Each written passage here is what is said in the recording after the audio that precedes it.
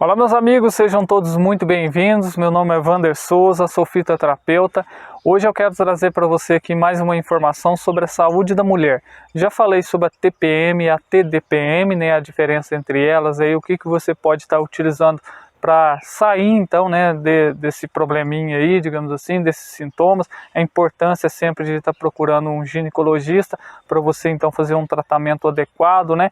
Pelo menos ali fazer o diagnóstico para você trazer então o diagnóstico correto, né? Então para você fazer o seu tratamento natural. Por exemplo, no caso da TDPM, né? Pode ser aí, por exemplo, uma depressão. Então tem que fazer o diagnóstico, tá ok? Então eu falei sobre a TPM, a TDPM, a diferença entre elas, o que você pode utilizar. Falei também sobre a amenorreia, né, que é a ausência da menstruação. O que pode ser, né? Talvez é simplesmente uma gravidez e você vai fazer um uso de uma planta medicinal e está grávida. E aí? Talvez é uma mulher que, né, que não faz o acompanhamento ali, né, do seu ciclo menstrual. E pode acontecer, né? Então, isso é até comum, tá bom? Então, hoje a gente vai falar sobre um outro problema que acomete muitas mulheres. E esse daí, digamos assim, entre os outros, né?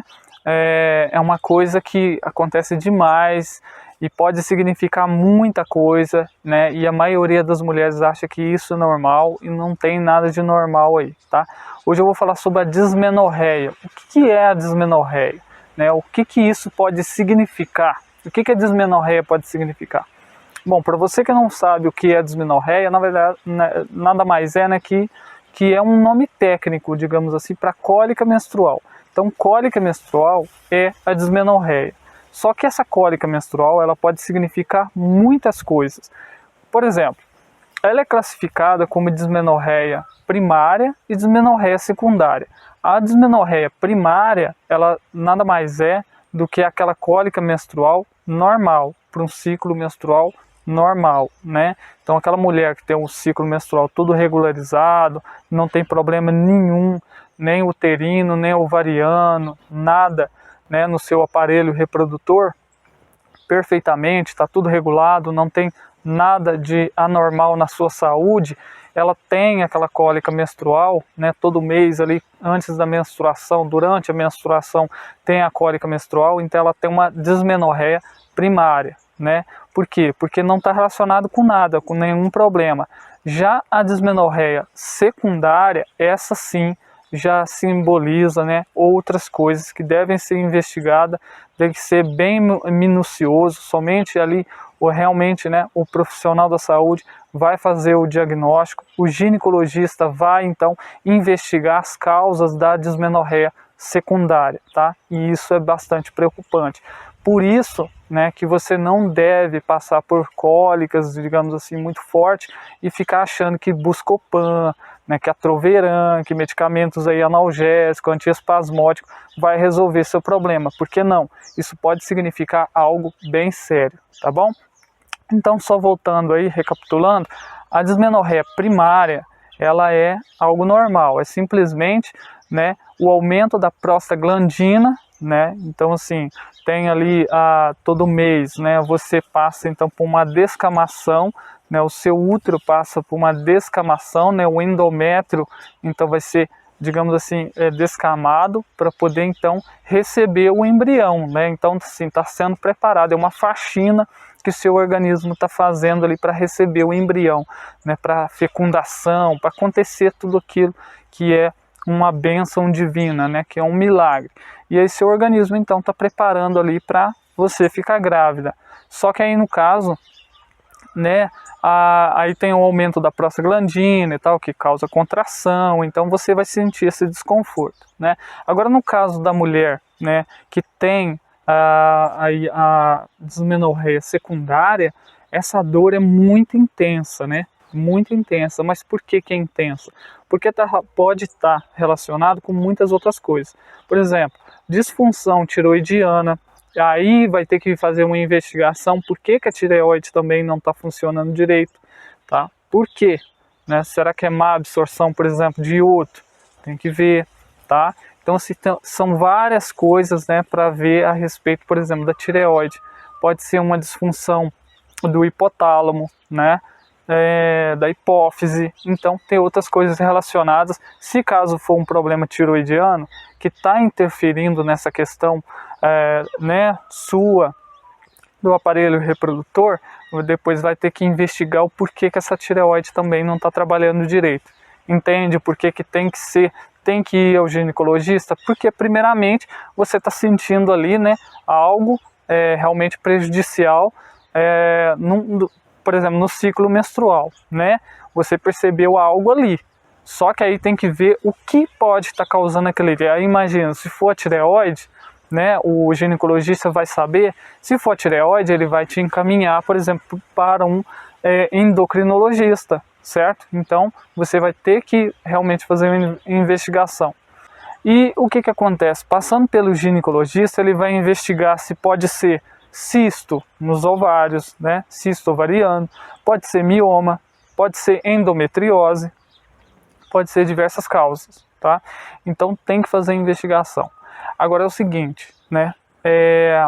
Por exemplo, endometriose é uma das maiores, digamos assim, problemas que acomete as mulheres, né? Então essas cólicas menstruais muito frequentes, né? Muito dolorosas mesmo que as mulheres passam, né?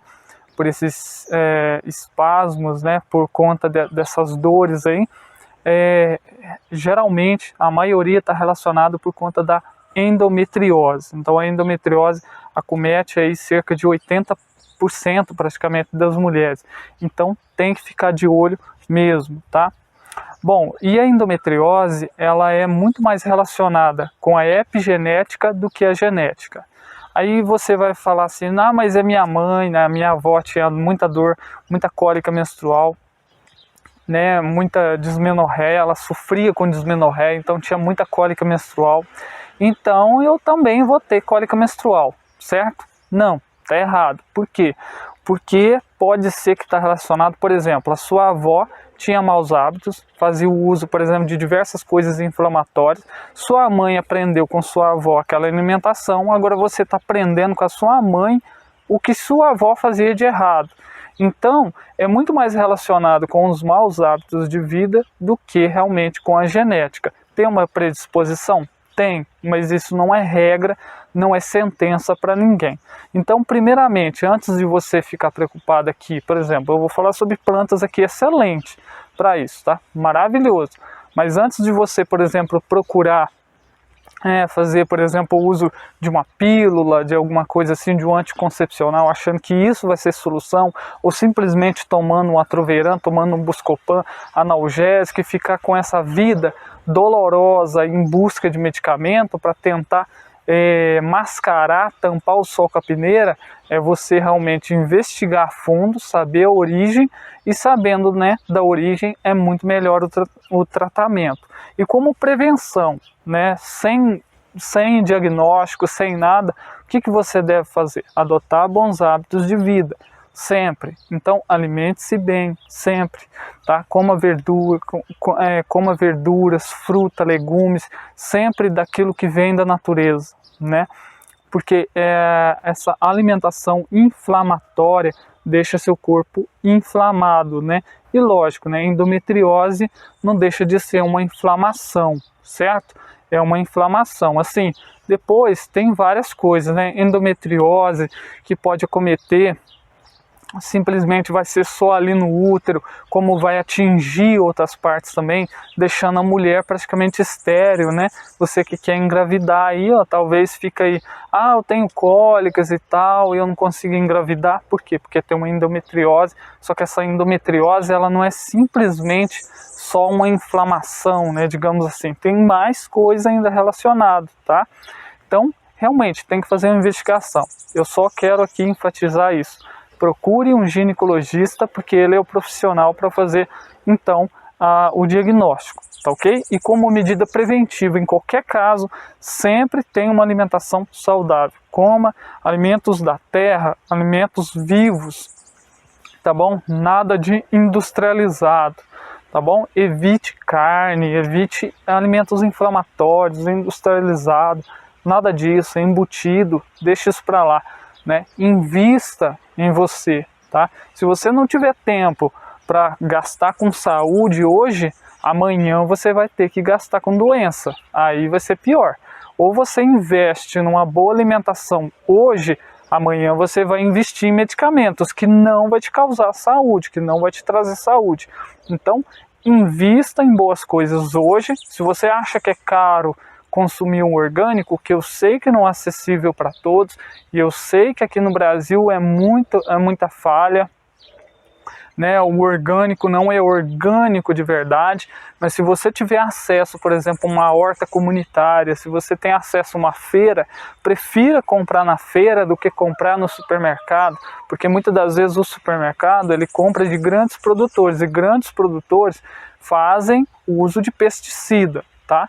Pesticida, é lógico, aí tem aquela outra questão, se você não tem nenhum nem outro, é muito melhor você comer mesmo aqueles que ainda são com agrotóxico do que aqueles que, né, digamos assim, do que industrializado, lógico, mas dê preferência para aqueles, né, que realmente são de agricultura familiar, aqueles, né, que são produzidos então de maneira sustentável, né? Esses daí não vão gastar, não vão se preocupar com essa questão, né, de agrotóxico, né, para grande produção. Isso vai trazer muito mais benefício para a sua saúde. Então, invista em alimentos de verdade, tá ok? Bom, a medicina convencional, o que eles vão tratar, né, digamos assim, a respeito dessas cólicas menstruais, né, a dismenorreia? Eles vão utilizar, por exemplo, analgésico, anti-inflamatório, né, antiespasmódico. Eles vão utilizar hormônios, né? Vão trabalhar essa parte hormonal. E o que vem, né, a ser? Quais são esses medicamentos aí? Por exemplo, anti-inflamatório. Eles vão utilizar, tem diversos anti-inflamatórios aí. Por exemplo, ibuprofeno. Eles podem utilizar ibuprofeno. E você sabe as consequências de utilizar esse medicamento? Né? Você vai utilizar analgésico, Buscopan, né, Atroveran, vai utilizar ali talvez uma dipirona, né, um paracetamol. Imagina, vai ficar ali, tem mulheres que tem aí, sei lá, uns 7 dias ou até mais, tem mulheres que tem um período maior ainda, né, de cólica menstrual e tal. Então, você vai ficar ali 7 dias só tomando paracetamol, e o que está adiantando? Né, você está intoxicando seu fígado, trazendo só problema, mais problema ainda, tá? Não resolve nada e traz mais problema ainda para sua vida, né? E algumas mulheres, por exemplo, opta aí para fazer o uso, né, de hormônios, né, para fazer o uso então de uma reposição hormonal e coisa e tal, pílula, né, para mexer com essa questão hormonal, para não ovular. E você sabe as consequências disso? Sabia que isso pode trazer sérios problemas para a sua saúde? Gente, se Deus deixou você mulher, eu sei que é árduo, eu sei que é difícil, né, para você que é mulher, mas assim, se Deus deixou você todo mês, né, passar pelo processo de ovulação, que tem a escamação, na descamação do endométrio, tem que menstruar, passa por aquilo, aceite isso, é uma missão que Deus deu para você, né? Agora, o que você não deve se conformar? Se conformar com essas cólicas, que aí sim está relacionado com outros problemas, tá bom? Bom, então vamos lá para as plantas medicinais que vão ser benéficas aí para esse problema. Olha só, eu tenho a erva baleeira, né? Eu ainda nem falei nela aqui no canal, então chegou o momento de falar sobre essa planta maravilhosa. O nome científico dela é Cordia verbenácea, mas também tem outras sinonímias, tá? Você pode encontrar o nome científico também da erva baleeira por outros nomes também. Então, Cordia verbenácea é um dos nomes científicos para essa planta, porque é muito importante falar o nome científico da planta, né? Bom, essa planta, ela é extremamente anti-inflamatória. Tá, extremamente anti-inflamatória, ela também tem um teor analgésico maravilhoso que vai sim combater tanta inflamação, né, no seu organismo como um todo, prevenindo a endometriose, combatendo, por exemplo, essas dores aí, né, de uma forma como uma consequência. Já que ela desinflama o seu organismo, ela já vai combater essas dores, ela já vai prevenir essas cólicas, né, ela já vai prevenir, por exemplo, a endometriose, prevenir a dismenorreia, e também no período, né, se você estiver tendo as cólicas, aí, fazendo uso da erva baleeira, da Cordia vermenácea, você sim já tem um efeito, né, ela combatendo esses espasmos, que é muito interessante fazer o uso dessa planta. Então, é maravilhoso, tá ok? Então, se você não conhece, tá aí as imagens aí da erva baleeira, né, para você fazer o uso. Como que você vai utilizar essa planta? Você vai pegar uma colher de sopa dessa planta, né, pode ser até de planta seca mesmo, tá? Afinal de contas, você vai estar com uma cólica intensa, então você pode aumentar a dose, tá? Não tem problema. Quando você está com uma dor leve, você pode estar utilizando uma quantidade, quando está com uma dor média, uma outra quantidade, e uma dor muito forte, uma quantidade maior, tá? Às vezes a gente utiliza 3 vezes mais, né, do que se fosse um problema leve. Então imagina, se eu estiver usando uma tintura de erva baleeira, você ali, como regra, né, você utiliza 20 gotas, por exemplo. Se você estiver utilizando 20 gotas de erva baleeira, nesse caso, você pode, né, tiver com uma dor média, você pode passar para 40 gotas. Se caso você tiver com uma dor muito forte, passa isso a ser 60, 80 gotas, sem problema nenhum. Lógico, baseado também no seu peso, né, na sua idade, na condição que você se encontra. É assim que a gente utiliza a planta medicinal. Você sabe da toxicidade daquela planta, se ela pode ou não ser utilizada numa grande quantidade, e baseado no problema que você está utilizando, tá? Muitas das vezes a gente vai ter que usar da coerência, tá? Do bom senso. Não é simplesmente achar que isso serve para qualquer coisa, tá? Porque não é assim, tá ok?